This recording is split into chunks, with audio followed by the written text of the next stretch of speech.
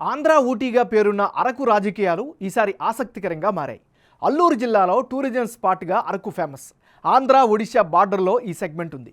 ఒడిశాలోని కోరాపుట్ జిల్లాతో సరిహద్దులు పంచుకుంటోంది. నియోజకవర్గాల పునర్విభజనలో భాగంగా 2008లో అరకు సెగ్మెంట్ని ఏర్పాటు చేశారు.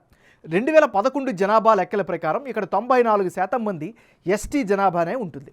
అరకు సెగ్మెంట్కు ఈసారి ఎంపీ గొడ్డేటి మాధవిని వైసీపీ ఇన్ఛార్జిగా నియమించడంతో టిక్కెట్ దాదాపు కన్ఫర్మ్ అయినట్లే. ప్రస్తుతం వైసీపీ సిట్టింగ్ ఎమ్మెల్యేగా చెట్టి ఫల్గుణ ఉన్నారు. మరోవైపు గత ఎన్నికల్లో ఇండిపెండెంట్గా పోటీ చేసిన దొన్నుదొర సియారి టీడీపీ అభ్యర్థిగా బరిలో దిగడం ఖాయమైంది. అరకు కదలిరా సభలో చంద్రబాబు దొన్నుదొర పేరును అధికారికంగా ప్రకటించేశారు. మరి వచ్చే ఎన్నికల్లో అరకు ఓటర్ నాడి ఎలా ఉండనుంది? మారిన సమీకరణాలు ఏ పార్టీకి ప్లస్ కానున్నాయి? Big TV detailed exclusive survey రిపోర్టులో ఏం తెలిందో చూద్దాం. అంతకంటే ముందు 2019 ఎన్నికల ఫలితాలను ఓసారి పరిశీలిద్దాం. 2019 ఎన్నికల్లో చెట్టి ఫల్గుణ వర్సెస్ దొన్నుదొర సియారి వీళ్ళిద్దరి మధ్యనే ప్రధానంగా పోటీ జరిగింది. ఆ ఎన్నికల్లో వైసీపీకి 34%, టీడీపీకి కేవలం 13%, ఇండిపెండెంట్కి 18%, ఇతరులకు 35% ఓట్లు పోలయ్యాయి. అంటే 2019 ఏపీ అసెంబ్లీ ఎన్నికల్లో అరకు నియోజకవర్గంలో వైసీపీ నుంచి చెట్టి ఫల్గుణ పోటీ చేశారు. సమీప ప్రత్యర్థి అయిన టీడీపీ ఏమాత్రం పోటీ ఇవ్వలేకపోయింది. కేవలం 13% ఓట్లతోనే సరిపెట్టుకున్నారు. అటు మొదటి నుంచి వైసీపీలో ఉండి యాక్టివ్గా పనిచేసిన దొన్నుదొర సియారికి 2014, 2019లో ఆ పార్టీ టిక్కెట్ దక్కలేదు. దీంతో ఆయన 2019లో ఇండిపెండెంట్గా పోటీ చేశారు. టీడీపీని దాటేసి 18% ఓట్లతో రెండో స్థానంలో నిలిచారు. ఆ తర్వాత టీడీపీలో జాయిన్ అయ్యారు. టీడీపీ ఎస్టీ సెల్ అధ్యక్షుడిగా కొనసాగుతున్నారు. అరకు టీడీపీ నియోజకవర్గ ఇన్ఛార్జిగా బాధ్యతల్లో కొనసాగుతున్నారు. మరి వచ్చే ఎన్నికల్లో పార్టీలు, అభ్యర్థుల ప్రభావం అరకు నియోజకవర్గంలో ఎలా ఉంది? ప్రజల స్పందన ఏమిటి? Big TV exclusive detailed election సర్వేలో వెల్లడైనటువంటి అభిప్రాయాలను ఇప్పుడు పరిశీలిద్దాం. వైసీపీ నాయకుడు చెట్టి ఫల్గుణ. ఈసారి చెట్టి ఫల్గుణకు అనుకూలంగా ఉండేటటువంటి అంశాలు ఏమిటి? వైసీపీ ప్రభుత్వ పథకాలు అందరికీ చేరడం అనేది ఈయనకి ప్రధానంగా కలిసి వచ్చేటువంటి అంశం. ఇక గడప గడపకు కార్యక్రమంలో యాక్టివ్గా పాల్గొన్నారు. ఇది కూడా రాజకీయంగా కలిసి వచ్చేటువంటి అంశం. ఇక వైఎస్ఆర్ కాంగ్రెస్ పార్టీ వేవ్ కూడా ఆయనకి కలిసి వచ్చే అవకాశం కనిపిస్తోంది. ఇది ఈయనకి సంబంధించినటువంటి ప్లస్లు. ఇక చెట్టి ఫల్గుణకు ఉండే మైనస్ పాయింట్స్ ఏంటంటే ఆశించినంత అభివృద్ధి నియోజకవర్గంలో జరగలేదు. ఇది ప్రధానమైనటువంటి మైనస్. ఇక ఫల్గుణ సొంత కమ్యూనిటీ వాల్మీకి వర్గానికే ప్రాధాన్యం ఇస్తుంటూ ఉండడం కూడా ఈయనకి మిగతా వర్గాల్లో వ్యతిరేకత కనిపిస్తుంది. అరకులో సొంత ఇమేజ్ పెంచుకోలేకపోవడం కూడా ఈయనకి ప్రధానమైన మైనస్. ఇక యువతకు ఉపాధి అయితే మాత్రం ఏమాత్రం లేకపోవడం కూడా ఈయనకి ప్రధానమైనటువంటి మైనస్. ఇది ఈయనకి సంబంధించినటువంటి ప్లస్లు, మైనస్లు. వైసీపీకి చెందినటువంటి మరో నాయకురాలు గొడ్డేటి మాధవి. మరి గొడ్డేటి మాధవికి ఈసారి అనుకూలమైనటువంటి అంశాలేంటి? యువ నాయకురాలుగా ప్రజల్లో అయితే మంచి గుర్తింపు ఉంది. ఇక నాన్ లోకల్ అయిన అరకులో యాక్టివ్గా పనిచేస్తున్నారు, ప్రజల్లో మమేకమవుతున్నారు. ముఖ్యంగా ప్రజల్లోకి ప్రతి విషయంలో చొచ్చుకు వెళ్ళే తత్వం ఈమెకి కలిసి వచ్చేటువంటి ఫ్యాక్టర్. మరోవైపు మాధవి తండ్రి రాజకీయ వారసత్వం కూడా ఈమెకి కలిసి వచ్చేటువంటి ఫ్యాక్టర్స్. మరి గొడ్డేటి మాధవికి మైనస్ పాయింట్స్ ఏంటి కనుక గమనిస్తే, నాన్ లోకల్ కావడంతో వైసీపీ కేడర్లో గరంగరంగా కనిపిస్తోంది.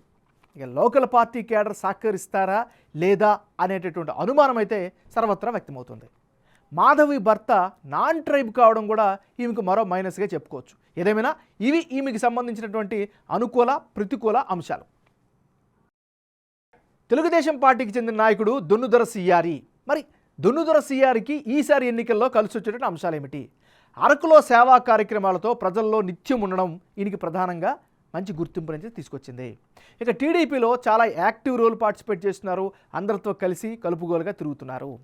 అరకులో సమావేశాలు, పబ్లిక్ గ్యాదరింగ్స్లో కీలకంగా వ్యవహరిస్తున్నారు. మరోవైపు తరచూ గ్రామాలు, మండలాల్లో పర్యటనలు చేస్తున్నారు. ముఖ్యంగా తెలుగుదేశం పార్టీకి చెందినటువంటి కీలక నాయకుడు లోకేష్కు సంఘీభావ పాదయాత్రను ఘనంగా నిర్వహించడం ద్వారా అందరూ మనలో పొందారు. ఇవి ఈయనకి సంబంధించిన అనుకూల అంశాలు. మరి దొన్నుదొర సియారికి ఉండేటువంటి మైనస్ పాయింట్స్ ఏంటి కనుక పరిశీలిస్తే, అరకులో టీడీపీ టికెట్ ఆశావాహులు ఎక్కువగా ఉన్నారు. ఇది ఈయనకి మైనస్.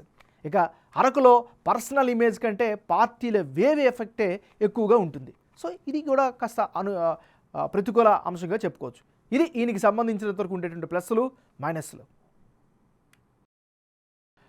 అరకు నియోజకవర్గంలో కులాల వారీగా ఈక్వేషన్స్ ఎలా ఉన్నాయి? పరిశీలిస్తే ఈ నియోజకవర్గంలో కొండదర కమ్యూనిటీ ఎక్కువ మంది 36% మంది నివసిస్తున్నారు. భగతలు 22%, వాల్మీకి కమ్యూనిటీ 17%, కుటియా కులస్తులు 8% ఉంటే పీవీటీజీ 10% మంది నివసిస్తున్నారు. అంటే అభ్యర్థులు పార్టీల వారీగా అరకులో వివిధ సామాజిక వర్గాల అభిప్రాయం ఎలా ఉంది, బిగ్ టీవీ సర్వేలో వాళ్ళు చెప్పిన అభిప్రాయాలను ఎలా ఉన్నాయో కూడా ఒకసారి చూద్దాం. అరకు నియోజకవర్గంలో కొండదొర సామాజిక వర్గం 36%తో డామినెంట్గా కనిపిస్తోంది. ఈ సామాజిక వర్గ ప్రజలు 45% మంది వైసీపీకి, 50% తెలుగుదేశానికి, 5% ఇతరులకు మద్దతు ఇస్తామని చెబుతున్నారు. అలాగే భగత సామాజిక వర్గం ప్రజల్లో 60% వైసీపీకి, 30% టీడీపీకి, 10% ఇతరులకు సపోర్ట్ ఇస్తామని సర్వేలో తమ అభిప్రాయంగా తెలియజేస్తున్నారు. అటు కీలకమైన వాల్మీకి కమ్యూనిటీలో కూడా 60% జగన్ పార్టీకి జై కొడుతుంటే 25% టీడీపీకి, మరో 15% ఇతరులకు సపోర్టుగా ఉంటామని చెబుతున్నారు. ఇక కొటియా సామాజిక వర్గానికి చెందిన వారిలో కొందరు వైసీపీకి, ఇంకొందరు సిపిఎంకు మద్దతు పలుకుతున్నారు. ఇక ఇతర బలహీన గిరిజన సమూహాలకు చెందిన వారిలో 60% వైసీపీకి, 30% తెలుగుదేశానికి, 10% ఇతరులకు మద్దతు పలుకుతున్నట్లుగా సర్వే ద్వారా తెలుస్తోంది. రానున్న ఎన్నికల్లో ఎవరెవరు బరిలో ఉంటే ఫలితాలు ఏ విధంగా వచ్చే అవకాశం ఉందో ఈ నియోజకవర్గంలో పరిశీలిద్దాం. ముందుగా గొడ్డేటి మాధవి వర్సెస్ దొన్నుదర సిఆరి, వీళ్ళిద్దరి మధ్య గనక పోటీ జరిగితే ఆ పక్షంలో వైసీపీకి 45%, తెలుగుదేశానికి 37%, ఇతరులకు 18% ఓట్లు దక్కే అవకాశాలు కనిపిస్తున్నాయి. అంటే ఇప్పటికిప్పుడు ఎన్నికలు జరిగితే అరకు అసెంబ్లీ నియోజకవర్గంలో వైఎస్ఆర్ కాంగ్రెస్ పార్టీ గెలిచే అవకాశాలే ఎక్కువగా కనిపిస్తున్నాయి. వైఎస్ఆర్ కాంగ్రెస్ ఇన్ఛార్జిగా ఉన్న గుడ్డేటి మాధవి బరిలో దిగితే 45% ఓటు షేర్ సాధించే అవకాశాలు ఉన్నట్లుగా బిగ్ టీవీ సర్వే రిపోర్ట్లో తేలింది. అదే సమయంలో టీడీపీ నుంచి దొన్నుదర సిఆరి 37% ఓటు షేర్ సాధించి పెడతారన్నది ప్రజల అభిప్రాయంగా తెలుస్తోంది. అయితే అరకులో టిక్కెట్ ఆశించిన శ్రావణ్ సహా ఇతర నేతలు దొన్నుదొరకు సపోర్టుగా కదిలి వస్తే ఓట్ల శాతం పుంజుకునే అవకాశాలు కనిపిస్తున్నాయి. మరి అరకులో నేతల మధ్య సయోధ్యను కుదర్చడంపైనే టీడీపీ విజయావకాశాలు ఆధారపడి ఉన్నాయన్నది తాజా సమీకరణాలను బట్టి, జనం అభిప్రాయాలను బట్టి అర్థమవుతోంది. ఇతరులకు 18% ఓట్లు వచ్చే అవకాశాలున్నాయి. అటు వైసీపీ కేడర్ శ్రీదేవి అభ్యర్థిత్వంపై తీవ్ర ఆగ్రహంతో ఉండడంతో చివరి నిమిషంలో అభ్యర్థిని మారుస్తారా లేదా అన్నది కూడా కీలకంగా మారనుంది. అటు వైసీపీ కేడర్ మాధవి అభ్యర్థిత్వంపై తీవ్ర ఆగ్రహంతో ఉండడంతో చివరి నిమిషంలో అభ్యర్థిని మారుస్తారా లేదా అన్నది కూడా కీలకంగా మారనుంది.